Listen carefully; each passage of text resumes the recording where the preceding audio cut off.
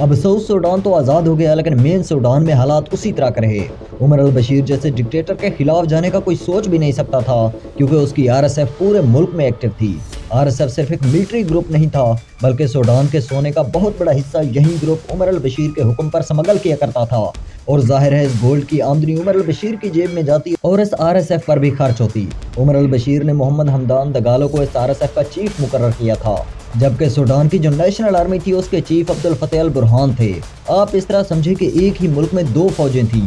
और फिर 2018 में बड़े पैमाने पर सूडानी अवाम ने उमर अल बशीर की डिक्टेटरशिप के खिलाफ प्रोटेस्ट किया। इन प्रोटेस्ट को देखते हुए सूडान की नेशनल आर्मी और आरएसएफ के लीडर भी ये समझ चुके थे कि अब उमर अल बशीर की डिक्टेटरशिप को खत्म किए बगैर सूडानी अवाम नहीं रुकेगी। इसलिए इन दोनों फोर्सेस एसएफ के लीडर बुरहान और आरएसएफ के लीडर हमीटी ने मिलकर बशीर हुकूमत के खिलाफ बगावत की और उमर अल बशीर को गिरफ्तार करके जेल में बंद कर दिया। इस तरह 2019 में सूडान से बशीर की 3 दहाइयों की डिक्टेटरशिप का खात्मा हो गया। लेकिन अब दोनों फोर्सेस के सरबराह बुरहान और हमीटी बराह रास्त इक़्तिदार पर काबिज हो चुके थे।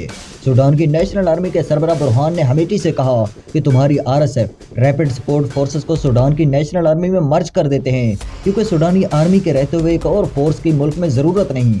लेकिन हमीटी ने यह मानने से इनकार कर दिया, क्योंकि ऐसा हो जाने की सूरत में उसकी ताकत बिल्कुल ख़त्म हो जाती और वो सूडानी गोल्ड जिसे अब तक वो अपनी मलकियत समझकर स्मगल किया करता और करोड़ों अरबों डॉलर्स की जायदादें बना रहा था, उससे भी हाथ धोना पड़ता।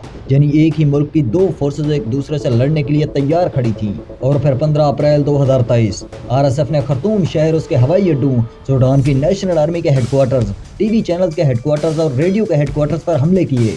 इसके जवाब में सूडान की नेशनल आर्मी एसएएफ ने भी जवाबी हमले किए और इस तरह अप्रैल 2023 में सूडान में वो आग लगी जिसने पूरे सूडान को जलाकर राख कर दिया। बल्कि इस वीडियो की अपलोडिंग डेट दिसंबर 2025 तक सूडान को अभी तक ये आग जला रही है। हजारों नहीं बल्कि लाखों लोग मारे जा चुके हैं। बल्कि आप ये सैटेलाइट तस्वीरें देखें, ये सूडान के शहरों की हैं, जिसमें एक साथ इतने लोगों को मारा गया जिनके खून ने ज़मीन को सुर्ख कर दिया और सैटेलाइट से देखने के बाद भी ज़मीन सुर्ख नज़र आ रही है।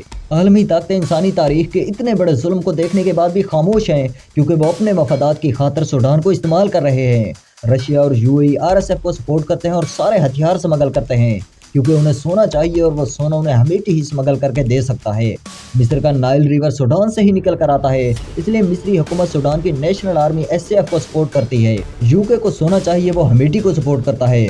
यूएसए को एक और मुल्क पर अपना वफादार डिक्टेटर चाहिए, वो दोनों को सपोर्ट करता है, चाहे जो आ जाए। इसराइल को मुस्लिम दुनिया में अफरा तफरी चाहिए, इसलिए वो दोनों को सपोर्ट करता है। इसी तरह बाकी ममालिक भी अपने अपने मफादात की बुनियाद पर किसी एक गिरोह को सपोर्ट करते हैं और इस आग को बुझाने की बजाय इस पर मजीद तेल छिड़क रहे हैं। यूनाइटेड नेशन जिसका फर्ज बनता है कि वो इस सिविल वॉर को रुकवाने में कोई अमली कदम उठाए, लेकिन अभी तक कोई खातिर-खा काबिल जिक्र अमली कदम नहीं उठाया गया।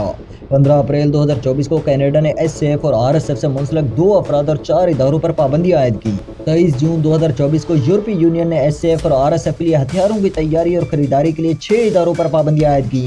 लेकिन ये सब काफ़ी नहीं है। दोनों गिरोहों का एक ही मजहब है और खुद को सुन्नी मुसलमान कहते हैं। 2 जनरल की इक़्तिदार की भूख ने पूरे सूडान को आग में झोंक दिया। First of all, we are declaring a state of emergency. Second, we are dissolving the Sovereign Council and removing the state governors.